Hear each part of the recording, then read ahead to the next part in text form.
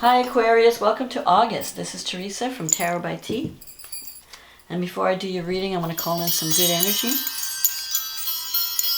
and create some sacred space around this reading. And so what's coming up in August for Aquarius? We've got a full moon in your sign on the 15th. And on that very same day, Mercury moves out of its shadow. It had started to go direct at the beginning of the month, but it still is in the shadow for the first 2 weeks. Jupiter goes direct on the 11th, and Uranus goes retrograde around the full moon also. And then we have a new moon in Virgo on the 30th, at the end of the month. So let's see what the cards have to say for Aquarius. What does Aquarius need to know about love and relationships? What does Aquarius need to know about love and relationships in the month of August 2019? What does Aquarius need to know about love and relationships?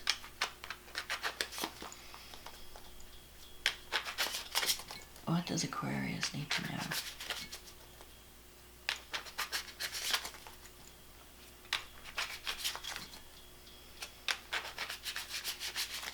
About love and relationships for the month of August, and anything else that might be important. What can we tell Aquarius for August?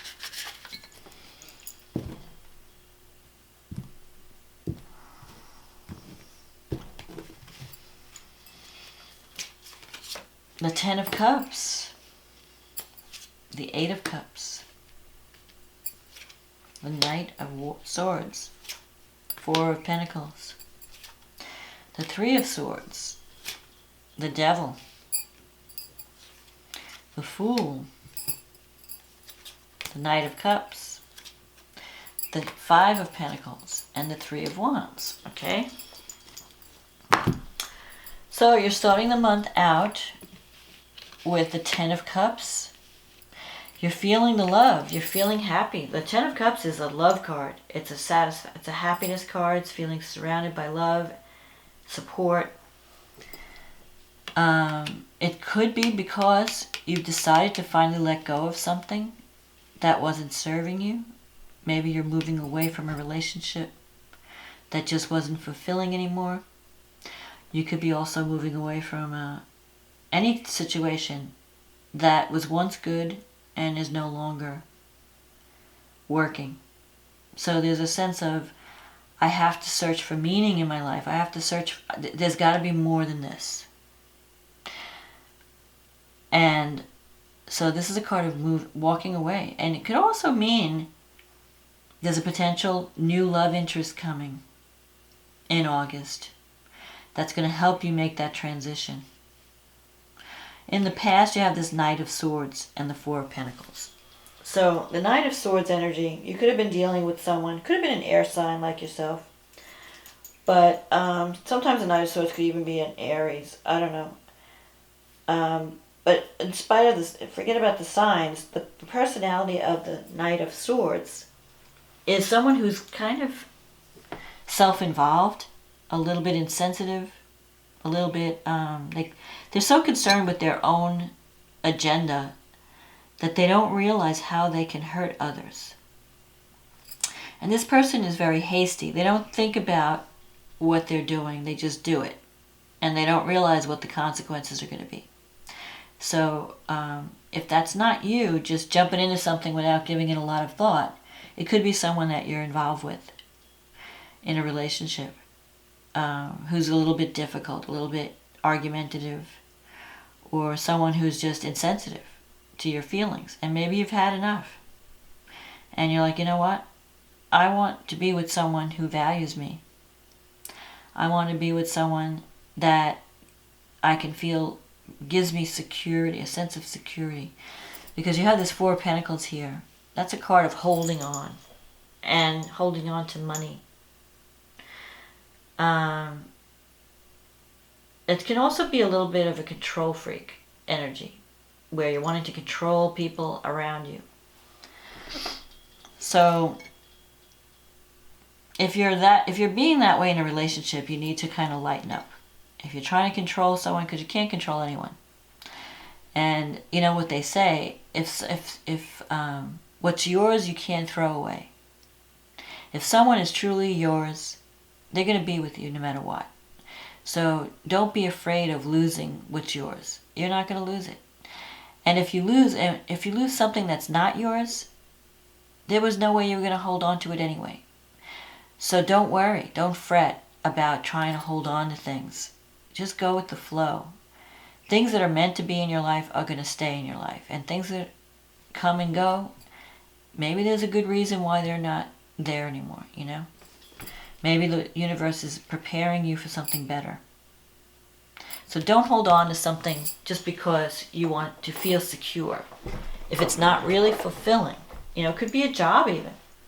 You know, you're sticking with a job because it pays the bills, but you're not really into it anymore.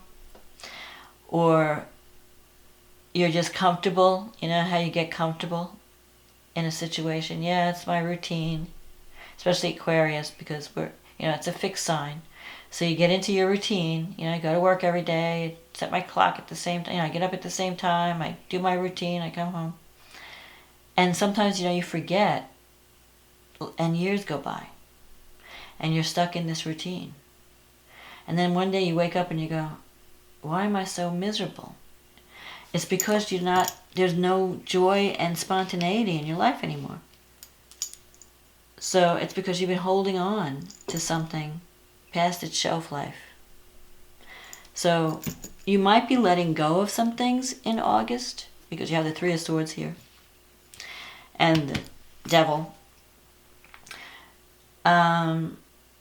You could be involved in a relationship that's a little bit, it has an addictive energy around it. Or you could be involved with someone who is obsessive or addictive, or someone who has a strong hold on you in some way. Maybe there's a lot of chemistry. Sometimes, we find ourselves attracted to people and we don't really have anything in common with them except for the chemistry, And that doesn't make a relationship. That doesn't last. You want to be with someone that you really enjoy talking to and sharing things with. And because sexual attraction fades over time.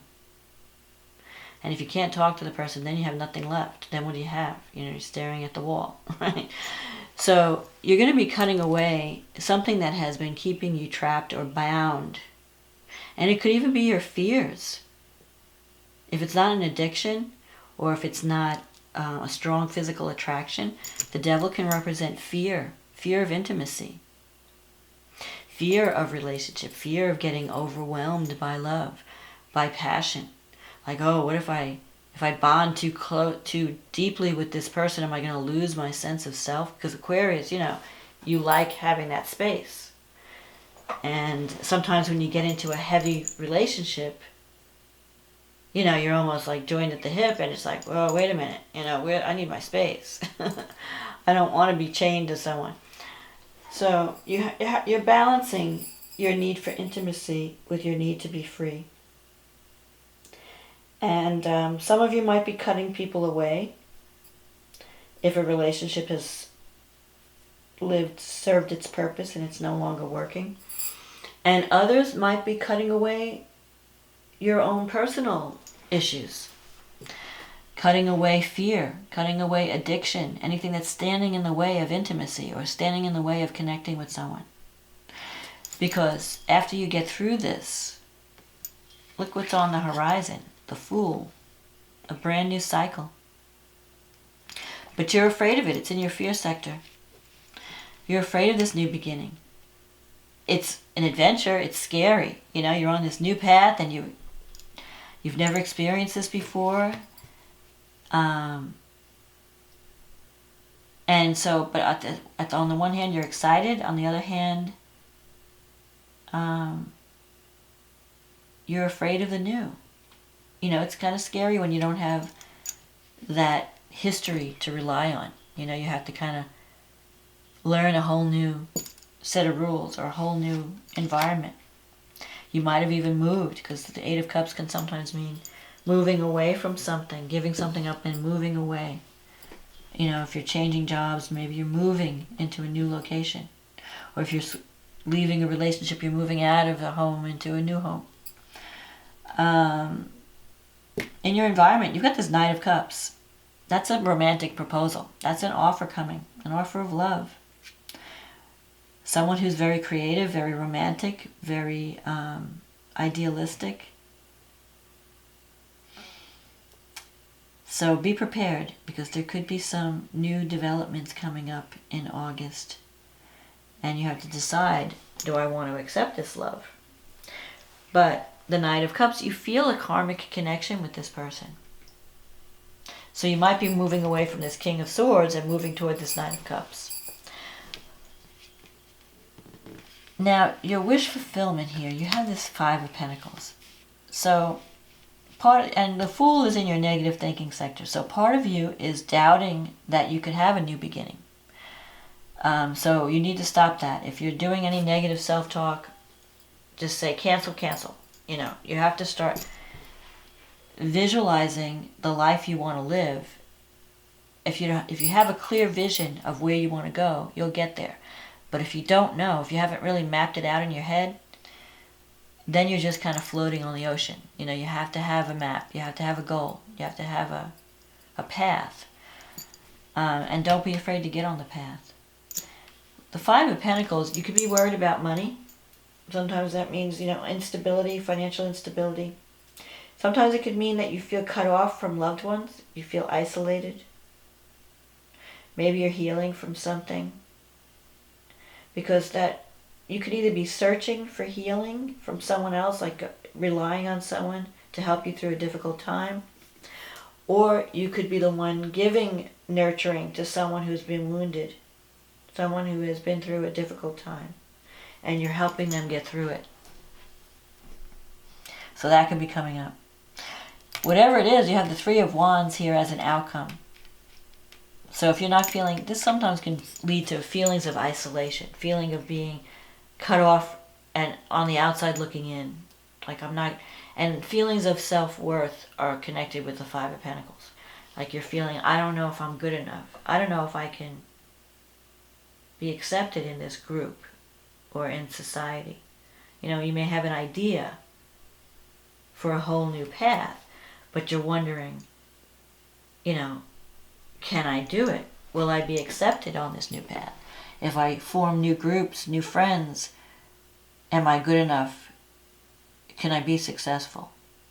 Will someone else love me? So you may have issues of self-esteem to work through, or fears of not being good enough. But you have the Three of Wands here. So whatever seeds you've been planting, you're going to start to see results. And you are going to be working with people. You might be working in a group of 3 or a team, working as a team. You're going to start to see ships are going to start flowing in. You've sent your ships out there and they're coming back with the goods. You put your energies out there and it's going to come back in a positive way. You just have to overcome some of these hurdles. And I think the major hurdle is fear. Fear of success, fear of failure, fear of intimacy. Any one of those things is the major issue that you have to confront and release. So, full moon in Aquarius, it's happening in your first house. And it's also affecting your 7th house of partnership. So something is coming to completion at this full moon. It could be that a relationship has a turning point. Because sometimes the Fool can mean turning over a new leaf, starting over. Like let's pretend, let's have a new cycle, let's have a new beginning. Yes, we've been through a lot, and we've learned, we've made mistakes, and we've been hurt, and we've learned from our mistakes, but there's love here. And so for some of you, you can save a relationship, you can just have a new beginning in that relationship with the idea of working on the problems, the blocks to intimacy. For others, you might be just ending a relationship. You might be saying, no, I'm done, I don't want to do this anymore. It's not what I need.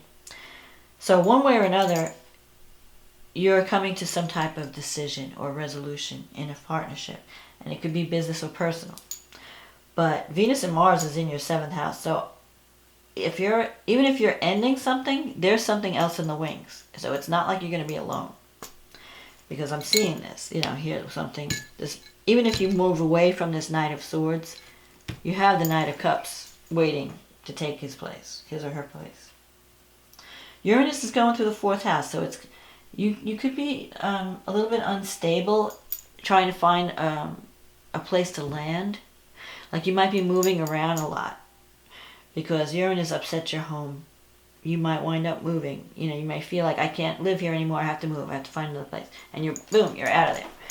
And it may take a while because Uranus is going to be in your 4th house for like 7 years. So during this period, you may find that it's hard to settle down in one place. And like you're trying to find that home, but it may take a while, a couple of tries before you get it right. Pluto's in the 12th house, so you have to watch self-sabotaging things. And power struggles, control issues, manipulation. Either yourself or others. You might be dealing with someone who's using those tactics. They're going to backfire, so don't use them. You could also have someone in power working behind the scenes to support you. And you could have people in power working behind the scenes to thwart you. Because that's the 12th house is the house of hidden enemies. But more often than not, it's not a hidden enemy. It's your own self-sabotage that interferes with your plans. So you could be doing something that you're not even aware of that's causing people to act against you. So the work is to examine yourself and clean out those cobwebs in your subconscious. And once you're on a healthy path, you're going to see things change in the external world. You can't change people, but when you change yourself, everything outside of you changes. And this is what you're going through. You're finishing up this cycle of relationship. Jupiter's in the 11th, so it's bringing you luck in terms of partnerships and the groups you belong to, bringing you money from the business you own, making you feel positive about working to help others, because the 11th house is more involved in social causes. You have Neptune in the 2nd, so if you're dealing with anything involving money, Neptune's been there for a long time. You really have to be careful how you're spending your money, where is it going. Money might be just flying out the door, slipping through your fingers. You have to really keep track of your bills. And if you're signing a contract, read the fine print. Anything that has to do with investments or money, just check all the details. Now, we have a new moon in Virgo, and that's in your 8th house. And that's on the 30th of August, and it's trined by Uranus in the 4th and Saturn in the 12th. So these planets are going to help you bring in abundance. And with the 8th house is the house of inheritance. You could get a windfall. Income could just come in from some project you're working on. That it's not so much the money you earn from your job. It's more, it could be your partner's money. Your partner brings in more money. Or you get an inheritance, or you win a contest. But it's also the house of sex and transformation. So there could be a new relationship coming up that is very sexual. That leads to not just sex, but intimacy on a deep level. A relationship that may transform you because it's so intense. And that's where the devil comes in. You're afraid of it. I feel like you might be cutting away certain relationships to make room for new, and the new ones are going to be intense. I mean, with Uranus, you never know what's going to happen. There could be surprises, things that you least expect, things that you'd say, oh, this will never happen to me, and boom, there it goes. The thing that you would never think could happen is what's going to happen. So you can't plan what Uranus is going to bring in. You just have to sit and wait and see what flies in. But you have Saturn in the 12th, so it is a time of clearing out. But it's because you have this grand trine, you're getting supportive energy. So if you want to really work on your psychological issues, This is a great time to do it. It's a great time to achieve self-control, to achieve mastery over your psyche, and clear out anything that's been holding you back or working against you on a mental level, on a psychological. You might even not even know it. It might be unconscious, but it's a great time to bring that stuff up and have a new plan. Because Virgo is the planet of detail, and service and health. So maybe you need to work on your health, your mental health. Work on, what is it that's preventing me from connecting with someone on a deep level? What is it that I'm doing that's preventing that? Where am I, sabotaging myself? What are my fears? Because you don't want to go through life skimming the surface. You want to really connect. You want to bond. And that's scary. That is scary. It's the scariest thing you'll ever do. Opening up to someone. Because you're giving them power to hurt you. Now, if you open up to the right person, the chances are you won't be devastated by that person. I mean, everybody hurts everybody. We all hurt each other. But it's worth the pain to get the glory. Because when you really have a good, loving relationship, there's nothing better. And you have to have a little pain with your joy. It's part of the package. It's much better than being alone. So take those risks. Don't be afraid to open up. But choose wisely. And embrace the new beginnings that are coming your way. And don't feel that you're unworthy. Because you are worthy. That's the first step, is to believe that you're worthy. It's the first step to opening the gate. So this is my reading for August, Aquarius. Thank you. I want to say thank you for liking my channel. Thank you for subscribing to my channel. Thank you for sharing. Thank you for those who are new. Welcome. Thank you for those who have left comments. I really like reading the comments. And thank you for those who've ordered readings. If you'd like a reading, click on the link in the description box and we'll get you on the schedule. In the meantime, enjoy August, Aquarius. And I wish you much luck and love, and to conquer those fears, and to rise above, and to embrace this new cycle that's coming in. Okay, I'll talk to you next month. Bye now.